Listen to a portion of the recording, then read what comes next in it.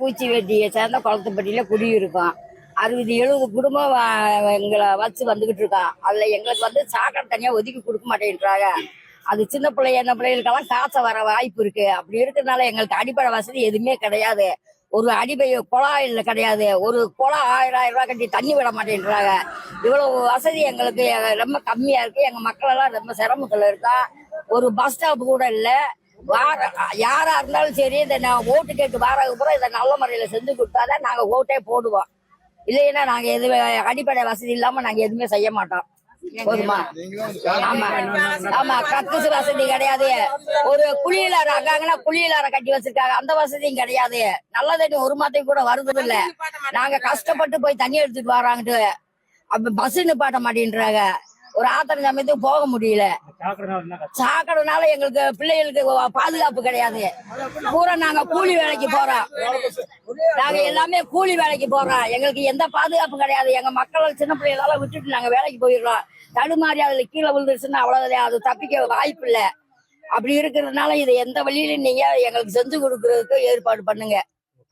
என் பேர் பாண்டியம்மாள் சார். நாங்கள் வந்து உசிலம்பட்டி வட்டாரம் நக்கலப்பட்டி போஸ்ட்டு ஊராட்சி மன்றம் நக்கலப்பட்டி போஸ்ட்டு குளத்துப்பட்டியிலிருந்து பேசுகிறோம். குளத்துப்பட்டி பேருந்து பேசுகிறோம்னா இது வரைக்கும் எங்களுக்கு வந்து சாக்கடை வசதி எந்த இதுவுமே செய்யலை. நாங்கள் கிட்டத்தட்ட 80 ஆண்டு காலமாக நாங்கள் இங்கே வாழ்ந்துக்கிட்டு இருக்கோம்.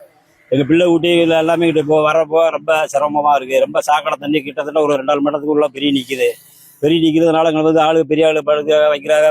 அதனால வெறும் புழுவுமா இருக்குது. ரொம்ப டெங்கு காய்ச்சல் வர்றதுக்கு வாய்ப்பு இருக்குது.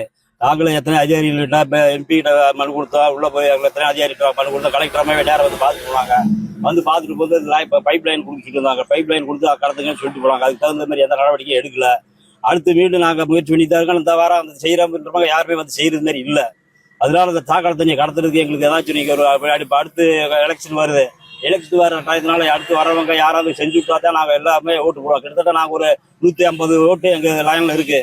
நாங்கள் வந்து எஸ்சி குடும்பத்தை சேர்ந்தவங்க. அதனால வந்து எங்களுக்கு வந்து அது அடிப்படை வசதிகள் எதுவுமே செஞ்சு கொடுக்க மாட்டேன்றாங்க. எம்எல்ஏ வந்தார், ஐயப்ப எம்எல்ஏ வந்து செஞ்சு கொடுக்குறேன், இதில் பூரா கல் பச்சு கொடுக்குறேன், உட்காரதுக்கு எல்லா செலவு செஞ்சு கூட கோயில் அடிச்சு சத்தியம் விட்டு போனாரு. எந்த அடிப்படை வசதி செய்யவில்லை. வந்து எம்எல்ஏ வந்து இந்த பக்கம் வந்து பார்க்கவே இல்லை. கமிஷனர் வந்து பார்த்தார். கமிஷனர் வந்து அதே மாதிரி வந்து சத்தியம் பண்ணிட்டு தான் போனாப்புல. எந்த அடிப்படை வசதி கமிஷனர் வந்து பார்க்கவே இல்லை. இதனால வரைக்கும் எந்த நடவடிக்கை எங்களுக்கு வந்து எங்களுக்கு எஸ்சின்றதுனால ரொம்ப தாழ்த்தப்பட்ட ஜாதின்றதுனால ரொம்ப ஏதாவது சிறப்பாக பார்க்குறாங்க சார். இதில் ரோட்ல தண்ணி போச்சுன்னா எஸ்சி வீட்டு தண்ணி எப்படி வர, எஸ்சி வீட்டு தண்ணி இதில் வரக்கூடாதுன்னு சொல்லி சில பேர் எதிர்ப்புகள் தெரிவிக்கிறாங்க. அதனால நீங்க ஒரு நல்ல நடவடிக்கை எடுத்து அந்த சாக்கடை தண்ணியை கடத்துறதுக்கு ஒரு ஏற்பாடு பண்ணி கொடுக்கணும் நீங்க.